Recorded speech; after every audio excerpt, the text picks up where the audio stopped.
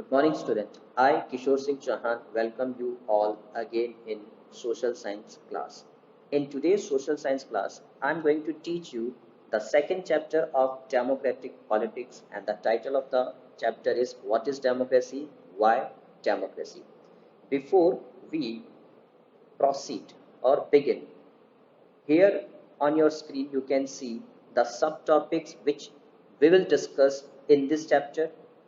In this chapter, first we will discuss overview or introduction. After that, we will discuss simple definition of democracy. Then all the four important features of democracy. First, major decisions by the elected leaders. Second, free and fair electoral competition. Third one person, one vote, one value. And fourth, rule of law and respect for rights. In second part, we will discuss why democracy, why not other types of government. Okay, this we will discuss through arguments against democracy and arguments for democracy, and then we conclude this chapter with broader meaning of democracy. So let's begin this chapter with overview, or we can say the introduction. Look, children, this chapter builds on simple definition of democracy, but in this chapter, we will go further, and step by step we work out the meaning of the terms involved in this definition. Like definition, which you know very well and you have read in previous classes also, like democracy is the form of government in which rulers are elected. Now, rulers, okay, election, people. So these are the words, okay, and other words which involved in this definition we will work out step by step. The aim is here to understand clearly the bare minimum features of a democratic form of government. And after going through this chapter, we should be able to differentiate a democratic form of government from non-democratic form of government. So we are going to begin with definition of democracy. Right now I told you, and you are very much aware with this popular definition, that democracy is a form of government in which rulers are elected. Okay, another famous definition given by Abraham Lincoln. You know Abraham Lincoln, president of US. He said democracy is government of the people, by the people, and for the people. So this is also popular definition given by Abraham Lincoln, which we are familiar. And the word democracy, if we look this word democracy, we find that this word democracy derived from the Greek word demokratia, in which demos means people and kratia means rule. So this is the definition and the derived, okay, from which language this word derived. So I think this definition is clear. Obviously this definition is simple but very powerful. But here the question is that why we are trying to define this definition again? Why there is need? What is the reason? Look, this definition is not adequate in present scenario. In present scenario, large number of nation, they try they try to prove themselves as a democratic nation. But in chapter number 1, where we discussed cases of different nations like Myanmar, Nepal, Saudi Arabia, Poland, okay, so there we found that they were not true democratic or not democratic nation. Okay, they tried to prove, but in real they were not democratic nation. So here we are going to define or evolve this definition, and this we will do by discussing all the important features of democracy one by one. So we are going to start the very first feature, and this is major decisions by the elected leaders. Student, here I would like to suggest that during this explanation, okay, try to correlate all these features with our nation, in relation of our nation. Our nation is also democratic nation. Okay, so here by this correlation, okay, we will also get a picture of our nation as a democratic nation. And second, for better explanation in all the features, we are given cases of some of the nation to make better understanding. So let's start with the first important feature, major decision by the elected leaders. Look, this is for success of democracy. This is very important feature that final decision making power must rest with those elected by the people only. Okay, so here we are given the case of our neighboring nation Pakistan. In 1999, General Parvez Musharraf, okay, led a military coup and he removed democratic form of government and he declared himself chief executive of the nation. Later on, he designated himself as president, okay, and he held referendum also in 2002, and through this referendum he extended his tenure. Okay, number of democracy activists, human rights organizations raised their voice, but there was no use, and he continuously in 2002 August, he issued a legal framework order. Through this, it amended Constitution of Pakistan, and according to this order, the president means Parvez Musharraf, okay, got the power to dismiss the National and Provincial Assembly. Now look, in whole case, first of all, Parvez Musharraf was not elected representative leader, okay, and whatever decision changes in constitution he made by him only, okay, not the decision of elected leaders. Okay, so here there is no democracy, a kind of dictatorship.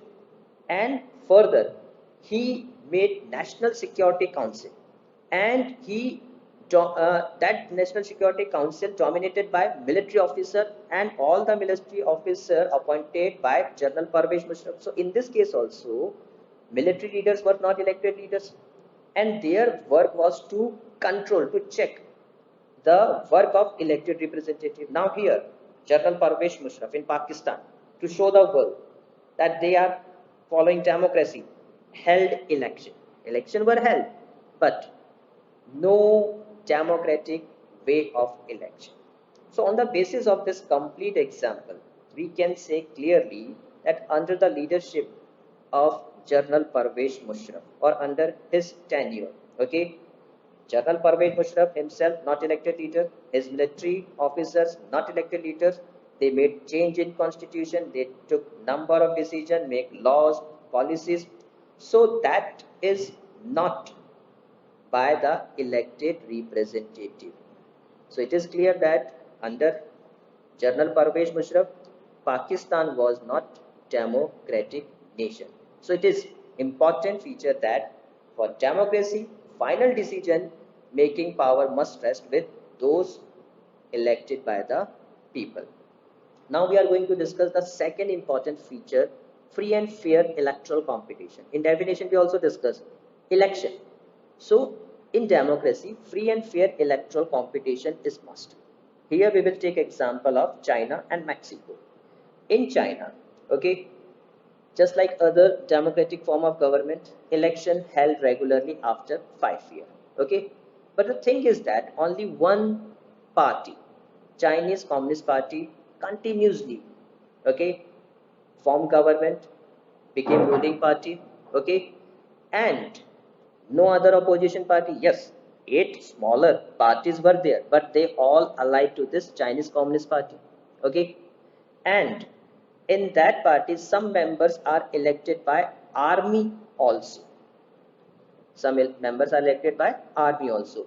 And if a candidates, okay, or any person want to contest the election, to contest the election, candidate needs the approvals of only which party? Chinese Communist Party. So in this complete scenario, it is very clear that whatever election took place, okay, from 2002 to 3. Okay, that was not free, fair.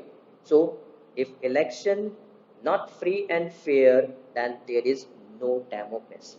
Okay, second example we will take from the Mexico. Okay, in Mexico, after 1930, Mexico got independence 1930. After 1930, regularly election held after 6 years, just like other democratic nation. And there is no military rule, there is no dictator's rule in Mexico. But one thing, that only one party, okay, and the name of that party, PRI, okay, that party managed to form government continuously. Okay, so what is the reason that only one party continuously to form the government in Mexico after 1930?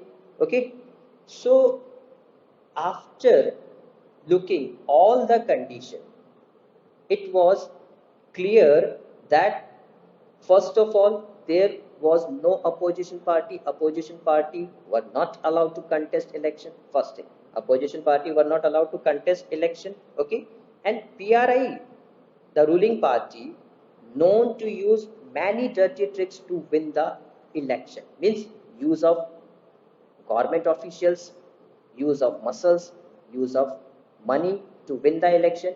Even the government offices had to attend the party's meeting. That was compulsory. And teachers, especially which teacher? The government school teachers used to force parents to vote in favor of PRI candidate. Okay, media largely ignored activities of opposition political party, means completely censorship under the strict monitoring of the ruling party. And this ruling party spent a huge fund, okay, in campaign of their candidate. So by looking both the example of Mexico and China, we found that no opposition party, okay, no freedom to media, okay, to criticize, to go against the policies and program of the ruling party, okay, no fair choice to the citizen. Okay, so on the basis of all things, it is very clear that in China and in Mexico there was no democracy. And this is very important, that a democracy must be based on free and fair election, where those currently in power have fair chances of losing. If, look, ruling party have no fear of losing, so automatically party will be undemocratic, ruler will be autocratic. So this is also one of the important feature.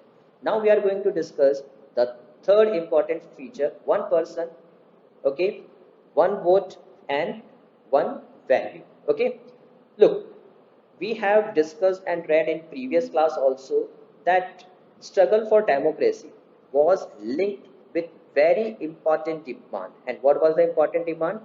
UAF, Universal Adult Franchise. Yes, number of nations, they granted this franchise, or you can say voting right, UAF, to their citizen. Okay, but here we have example from some of the nation that we will discuss, and we will find out that why there is no democracy, on what basis they are not democratic. So here first example of Saudi Arabia. In Saudi Arabia until 2015, women did not have the right to vote. 2015, women of Saudi Arabia did not have right to vote. Okay, second case of Estonia, the citizenship rule was made in a such way that people belonging to minority, Russian minority means less in number, they had difficulty, they found difficult to get right to vote, means they were not having, indirectly we can say, they were not having any voting right. Another example from the Fiji. In Fiji, electoral system was developed in such manner that indigenous Fiji, means the local of that nation, the value of their vote is more in comparison of the value of Indian Fijian vote. Means no equality. Just try to understand that if a value of one indigenous Fiji is 2, so the value of Indian Fijian, okay, only 1. No equality. Okay, so that was against the, you can say, spirit of democracy. Okay, and what is one person, one vote, one value? And we know that democracy is based on fundamental principle. Which fundamental principle? Political equality. And in above mentioned cases, there is no political equality. So this is the third important feature, that in democracy each adult citizen must have one vote, and each vote must have equal value. Equal value means one value. Now we are going to discuss the next example and next feature. Okay, through example, the next feature, that is rule of law and respect for rights. Here we have example from Zimbabwe.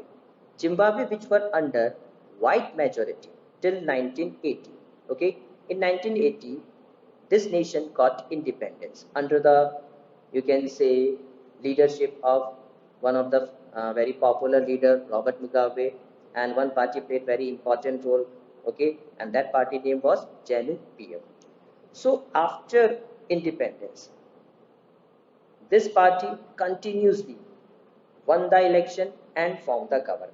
And Robert Mugabe, being as a president, was uh, ruling the nation for long years. Okay, but slowly what happened? Robert Mugabe started misusing, or you can say unfair practices in elections, and he made number of amendments, changes in constitution of Zimbabwe, and through these amendments he made himself more powerful, just like ruler, just like a dictator, and he removed all his accountability. Look, in democracy, when a representative, okay, elected, yes, obviously he got power, because he has to make decision, make laws, okay, program. So he got power, but simultaneously he is also accountable. But in the case of Robert Mugabe, Zimbabwe, no accountability, only power. And another thing, there is no opposition. Okay, members of opposition party, they harass if they raise their voice. Okay, if same thing by media, okay, newspaper, television, so they also harassed, completely, you can say, under the control of government. Okay, no opposition, no freedom to press, even no freedom to citizen to express their views, to form association and raise their voice. Okay, so in this case, the popular party, okay, or popular government became undemocratic, and popular leader Robert Mugabe became autocratic. Okay, so in this situation, what can be done? Look, this is very clear that for democracy, popular approval of ruler is necessary. It is important. But through this example, we got that sometime popular government changed into undemocratic, and popular leaders also changed into autocratic. So what can be done? So here it is important that it is important to look before and after the election. Now, what does it mean? Mean to check, to uh, control through the citizens. And when it can be done? When there is what? Room for political activity, opposition. Okay, and this can be happen when state respect some basic rights of citizen. But in the case of Zimbabwe, okay, all the basic rights not respected by party and even by the president. Okay, look, it can be happen when people or when citizen are free to think, okay, they can put their opinion, they can express publicly, okay, they can form their association, okay. So these things are required for the success of democracy. So here it is rule of law. And in the case of Zimbabwe, we also got that after winning the election, okay, this party became completely undemocratic. So it doesn't mean that after winning the election, the ruling party completely free to take any decision to do whatever they like. No, no, that is not, because again it will be against the, you can say, democracy, okay. So what can be done, that a democratic government rules within limits, and this limit sets by constitutional law, and respect citizens rights. So this is the fourth and important feature of democracy, okay. Here citizens rights means all the citizens, but here, one thing which I would like to mention, especially the rights of minority. Okay, so on the basis of all these four features of democracy, now we can conclude the definition of democracy, that democracy is a form of government in which rulers are elected, okay, and these elected rulers take all the major decisions.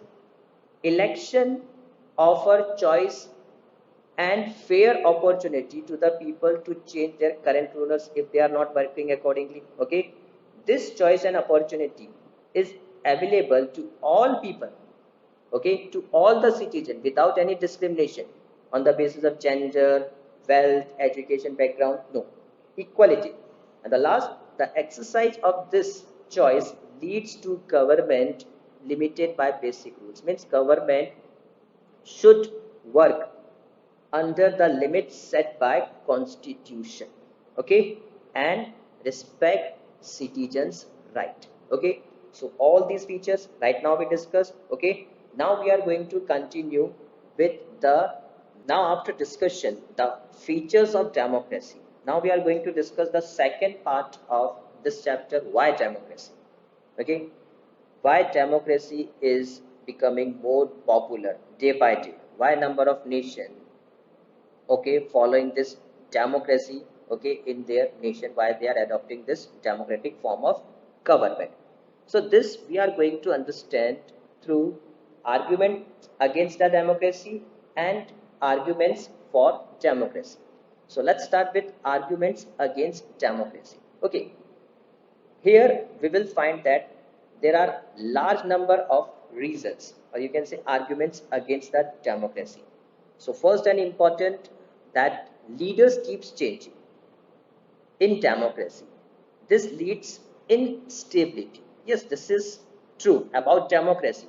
That in democracy, okay, government is elected for fixed tenure, and due to some reason, and after completion of tenure, that leaders changed if they are not working accordingly. So if leaders are changing, so it leads to instability, no stable, okay. If government is not stable, no stability, then there is delay in decision, program, policy. So this is one argument against the democracy. Second, that democracy is all about political competition and power play. Yes, this is also right, that in democracy all the thing depend on political competition and power play, means it's just like a competition, okay, where participants or candidate try to win this competition by using any trick or any way, okay.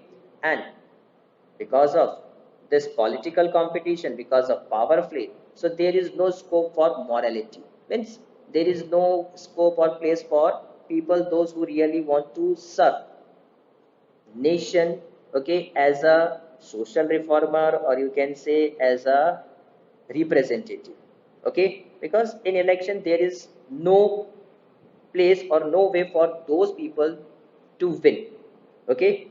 Second thing which right now we discuss, now we are going to discuss the third argument, This argument says that so many people have to be consulted. Yes, in democracy, because democracy is completely based on consultation before final decision, before implementation. Okay, number of people consulted. Okay, so because of this consultation, always delay in decisions, policies, program. One of the example. Okay, if you look GST, good service tax. Okay, it also takes 16 years to be implemented. So these are the some examples that goes against democracy in the form of arguments that in democracy there is delay to take final decision. Okay, there is no scope for morality, there is, you can say, no stability, so no decisions and power. Then fourth important thing, democracy leads to corruption. Okay, four, it is based on electoral competition. Yes, democracy, one of the important feature, election. So it is saying, or it is said that democracy is completely on electoral competition. Means every candidate try to win the election by using any trick, by using even money or muscle powers. So because of this electoral competition, democracy always leads to corruption, money, use of money, use of, you can say, muscles, okay, power, use of government officials. We have seen in some of the example, okay, when we discussed this features of democracy. Okay, now the another important argument which against the democracy, that democracy, okay, in democracy ordinary people don't know what is good for them, they should not decide anything. Okay, in democracy, there is, you can say again, no scope for the ordinary people because they are not able to judge what is bad, what is good for them. Okay, means most of the time their vote goes, or their votes have no value. Okay, and the last important thing, that in democracy also elected leaders do not know the best interest of the people. Means they are not aware about the problems, about their cons. Okay, so this is also argument that elected leaders, they are not aware about their problems of the people whom they are representing. So it also leads to bad decisions. Means whatever program policy decision they make, okay, it also prove wrong. So these are the arguments mainly against democracy, that instability, no scope for morality, decision delays, okay, then completely electoral competition, okay, ordinary people not able to think, not able to judge what is good, what is bad, and sometimes elected leader also do not know the best interest of people, so bad decisions possibly. So yes, these are the arguments against the democracy. Now we will take the conclusion that why democracy is important nowadays, why it is becoming more popular. Okay, after discussion, arguments for democracy. So let's start arguments for democracy.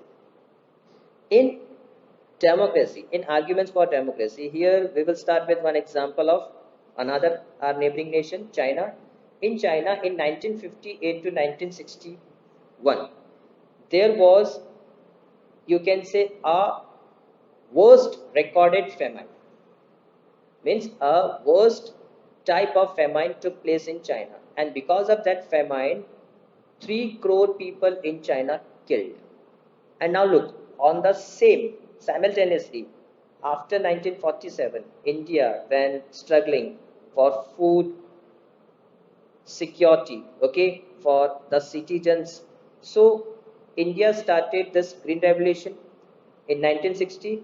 Okay, so in India, after the Green Revolution and the 1947 freedom, there is no such case, no such kind of famine took place in India after the 1947.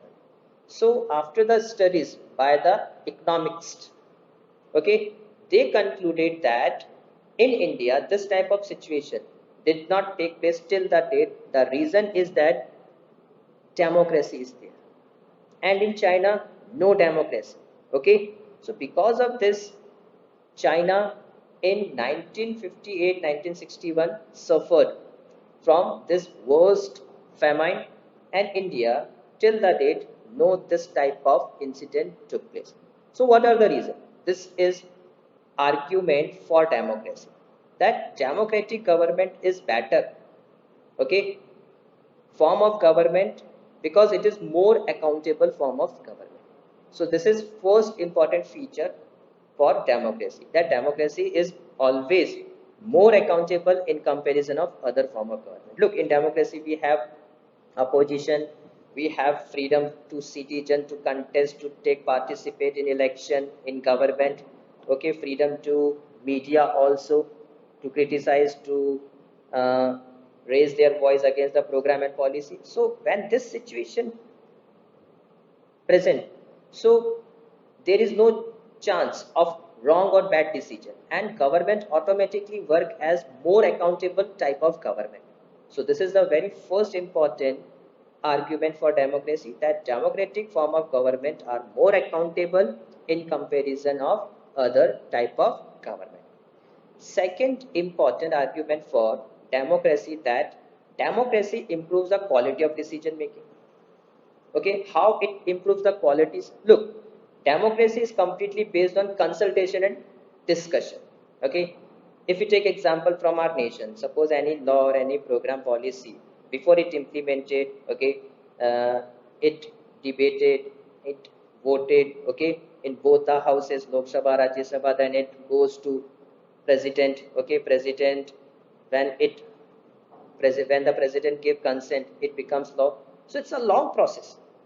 So democracy, which is based on consultation and discussion, okay, and when number of people put their heads together, they are able to point out possible mistake in comparison of one man or dictator.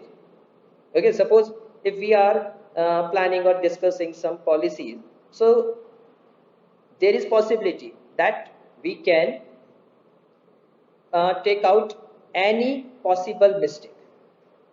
Yes, obviously it will delay, it will take time, but there is less chance of any mistake. Okay, so this reduce the chances of rash or irresponsible decision. So this is the second important argument for democracy, that democracy always improves the quality of decision making. Third and important feature, that democracy provides methods to deal with differences and conflicts. Just take example of our nation, India, which is very diverse nation, number of religion, number of languages, tradition, festivals. Okay, so how to resolve conflicts, differences among these people? Okay, completely diverse. So there is two way. First, whichever group is more powerful with dictate, okay, majority start dictating, okay, and it try to implement its all the terms on others, and others has to accept that, but that would lead to what, a kind of dissatisfaction, okay, a kind of, you can say, strong differences and conflicts, is it? So different groups may not be able to live together for long in such a way where one group, okay, try to rule because they are majority, they are large in number. So what can be done, how these types of differences and conflict can be resolved? So here democracy provides method to deal with these differences and conflicts in a very easy manner. Okay, because why? That in democracy this is very clear that no one is permanent winner and no one is permanent loser. Okay, so rulers also have fear that if they are not working, if they are not protecting minorities, okay, if they are not working according to the wish of minority, if they are favoring only majority, so they will be removed.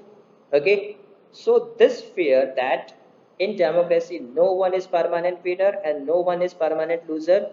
Okay, yes, there is good methods to resolve differences and conflicts of diverse people, just like our nation. Another important feature, okay, or you can say arguments for democracy is democracy enhance the dignity of citizen.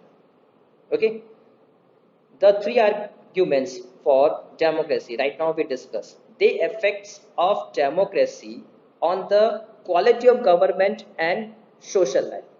Okay, but this the important argument for democracy is related to the dignity of citizens. Okay, like democracy enhance means improves the dignity of citizens. How? As we know very well, democracy is based on principle political equality. Okay, so on recognizing that, by keeping this thing in our mind, that we have all kinds of people, poor, rich, educated, illiterate. Okay, so all these peoples, okay, now they are not subject of rulers. Okay, they are the rulers themselves. How they are rulers? Because they have voting right, UAF, universal agent franchise. Okay, they elect their representative, and these representative work on their behalf. So in this way, all the people have chance to improve their dignity. Okay, whether they are poor, rich, educated, illiterate, or belong or to any gender. So this is the fourth important argument for democracy. And the last important argument for democracy is that democracy is better other form of government because it allows to correct its own mistake. That is not possible in dictatorship or monarchy type of government. In democracy, this is possible. How? Look, we have very important power. Citizen, those who are 18 and 18 plus in India, okay, those who are adult, they have voting power. Okay, UAF. So if they elect any representative and that representative and government is not work accordingly, okay, so in next election they can be easily removed.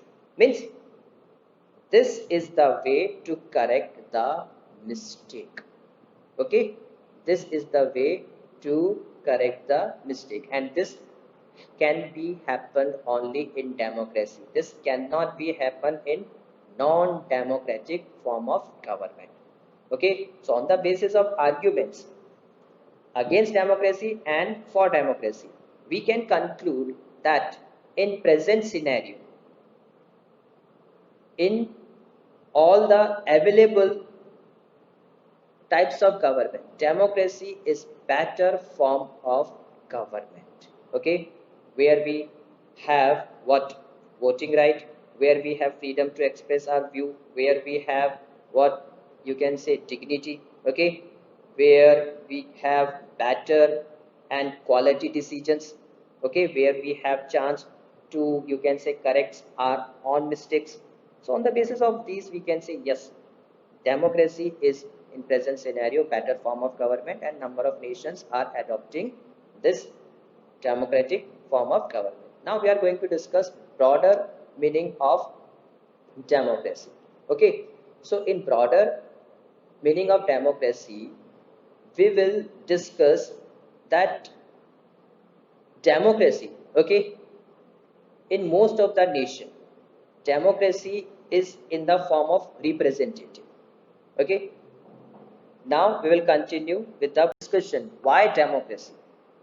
Arguments against democracy, arguments for democracy. Now we are going to conclude this chapter with broader meaning of democracy. Look, the most common popular form, okay, present in different part of world nation is that representative democracy. Means most of the nations are following or having this representative form of democracy. Now what is representative form of democracy? That you know very well and you are aware.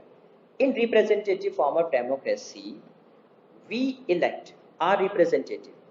If we talk about in regard of our nation, we elect MPs, MLAs, okay, and they work on our behalf. They make programs, laws, policies, okay.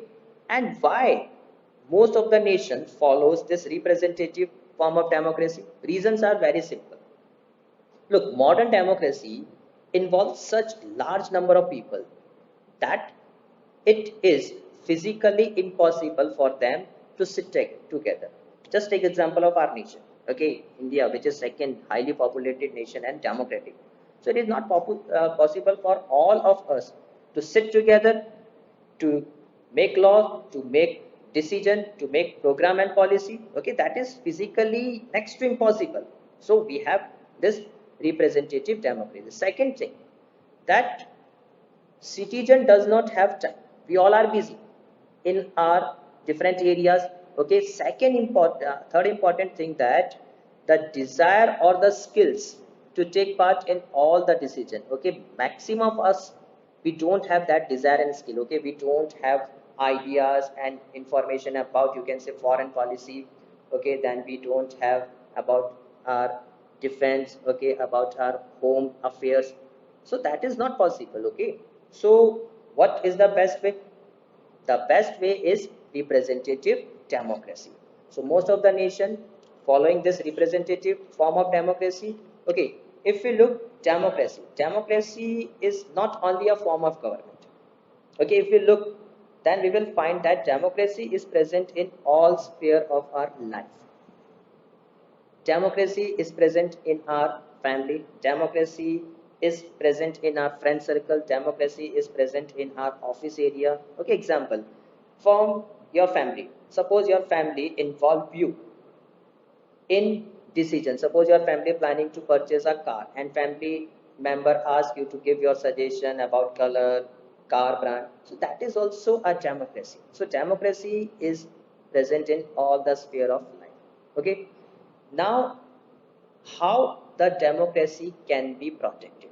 Look, this democracy must be protected.